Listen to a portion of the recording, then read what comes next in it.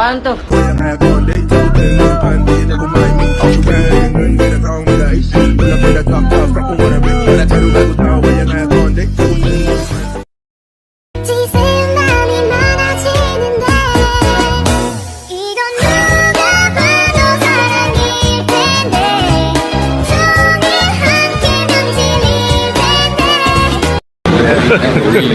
Hey y'all, come look at this.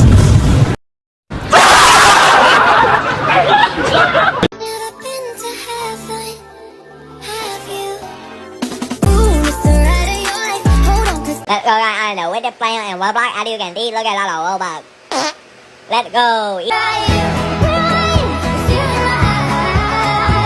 Apaan tuh? Apaan tuh? Apaan tuh? Apaan tuh? Apaan tuh?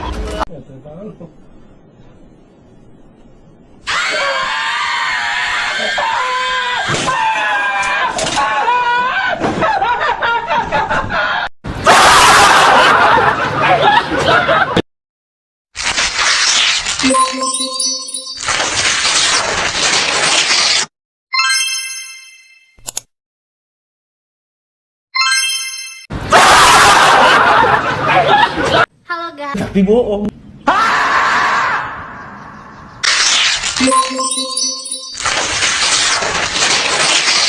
Nungguin ya.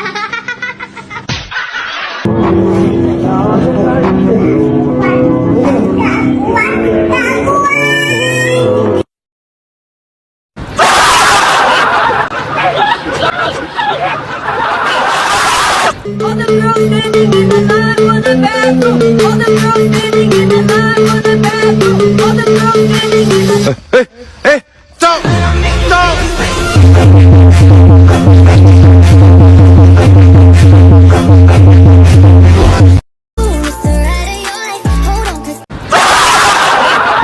Aku hanya memikirkan satu peraturan penting. Kenapa kau lakukan hari ini kalau kau bisa melakukannya besok? Hahaha.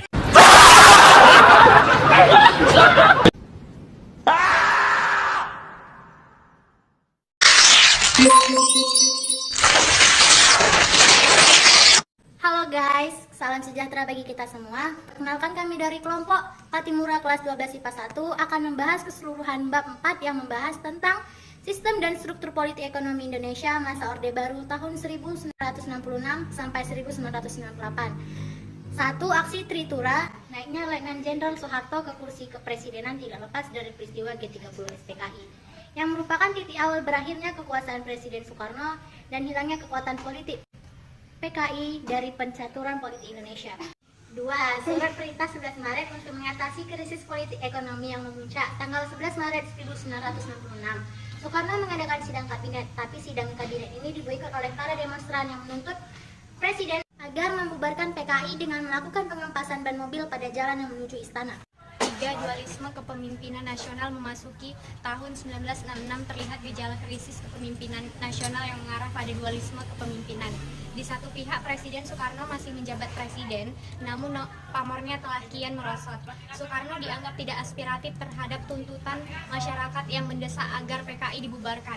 Hal ini ditambah lagi dengan ditolaknya pidato sang proklamator hingga 2 kali oleh MPRS. Sementara itu, Soeharto setelah mendapat surat perintah 11 Maret dari Presiden Soekarno dan sehari sesudahnya membubarkan PKI, namanya semakin populer. Stabilisasi politik dan rehabilitasi ekonomi, terbentuknya pemerintahan Orde Baru yang diawali dengan keputusan Sidang Istimewa MPRS tanggal 12 Maret 1967 yang menetapkan Jenderal Soeharto sebagai pejabat presiden. Kedudukannya itu semakin kuat setelah pada 27 Maret 1968 MPRS mengukuhnya sebagai presiden penuh. Pengukuhan tersebut dapat dijadikan indikator dimulainya kekuasaan Orde Baru.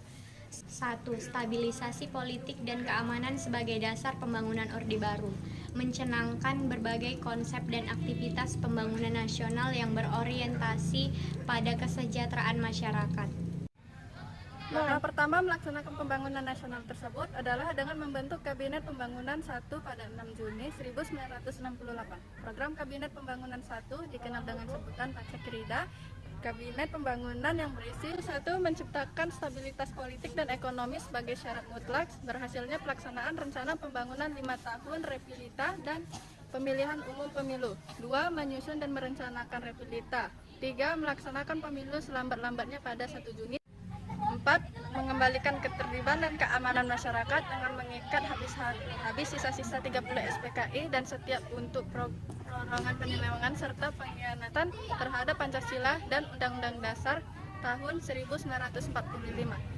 5. Melanjutkan penyempurnaan dengan bersih secara menyeluruh aparatur negara baik di pusat maupun di daerah unsur-unsur komunis. 3. Penerapan dui fungsi ABRI. Konsep dui fungsi ABRI sendiri dipahami sebagai jiwa, tekad, dan semangat pengabdian ABRI untuk bersama-sama dengan kekuatan perjuangan lainnya memikul tugas dan tanggung jawab perjuangan bangsa Indonesia baik di bidang hankam negara maupun di bidang kesejahteraan bangsa dalam rangka penciptaan tujuan nasional. Berdasarkan Pancasila dan Undang-Undang Dasar 1945, berangkat dari pemahaman tersebut, ABRI memiliki keyakinan bahwa tugas mereka tidak hanya dalam bidang hankam, namun juga non-hankam. Stabilitas penyeragaman, depolitisasi parlol, dan ormas juga dilakukan oleh pemerintahan Orde Baru melalui cara penyeragaman ideologis melalui ideologi Pancasila. Dengan alasan, Pancasila telah menjadi konsensus nasional, keseragaman dalam pemahaman Pancasila perlu disosialisasikan. Gagasan ini disampaikan oleh Presiden Soeharto pada acara ulang tahun ke-25 Universitas Gadjah Mada di Yogyakarta, 19 Desember 1974. Kebijakan pembangunan Orde Baru. Tujuan perjuangan Orde Baru adalah menegakkan tata kehidupan bernegara yang didasarkan atas kemurnian pelaksanaan Pancasila dan Undang-Undang Dasar tahun 1945. Sejalan dengan tujuan tersebut, maka ketika kondisi politik bangsa Indonesia mulai stabil untuk melaksanakan amanat masyarakat, maka pemerintah mencanangkan pembangunan nasional yang diupayakan melalui program pembangunan jangka pendek dan jangka panjang. Rehabilitasi ekonomi Orde Baru. Program rehabilitasi ekonomi Orde Baru dilaksanakan berlandaskan pada TAP MPRS nomor 23 tahun 1966 yang isinya antara lain mengharuskan diutamakan masalah perbaikan ekonomi rakyat di atas segala soal-soal nasional yang lain. Hal ini juga termasuk soal-soal politik. Konsekuensinya, kebijakan politik dalam dan luar negeri.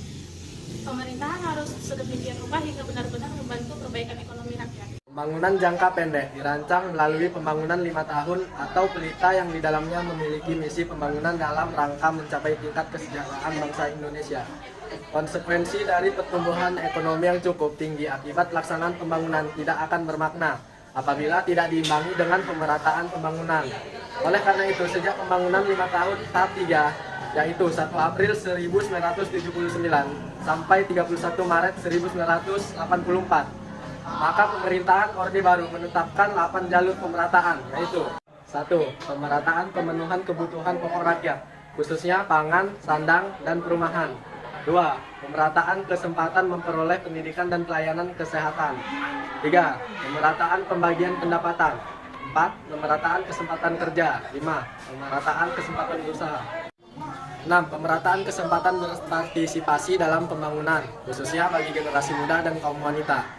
7. Pemerataan penyebaran pembangunan di seluruh wilayah tanah air. 8. Pemerataan kesempatan memperoleh keadilan.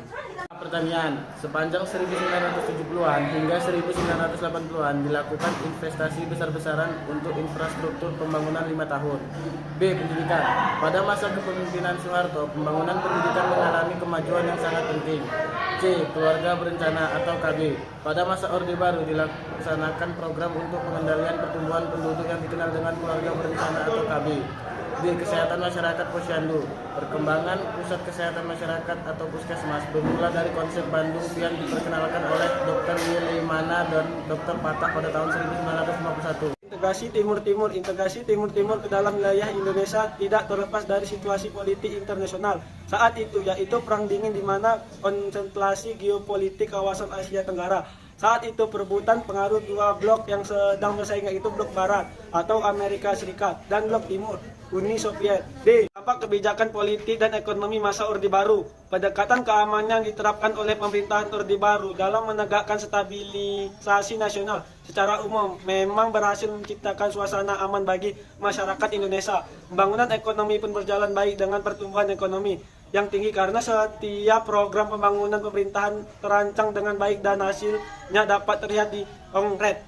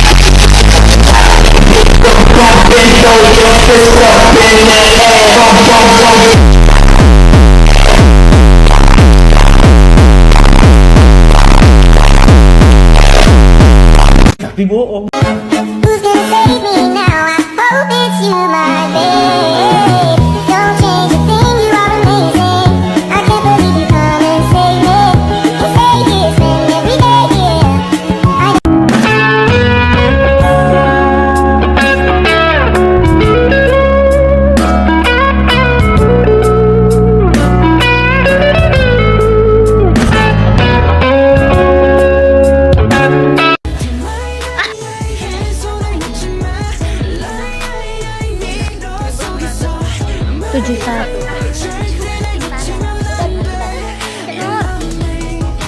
Sisi awal berakhirnya kekuasaan. Kebutuhan pokok rakyat dengan baik dan hasilnya dapat terlihat.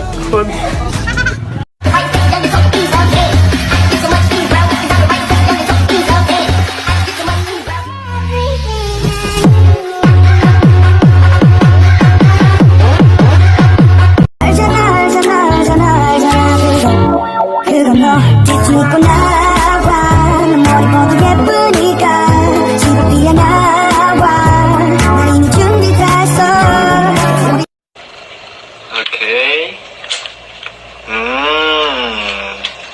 시간 걸리는 것 같아. 그럼 나중에 하자. 우리 나중에 하자. 이건 너무 어려워.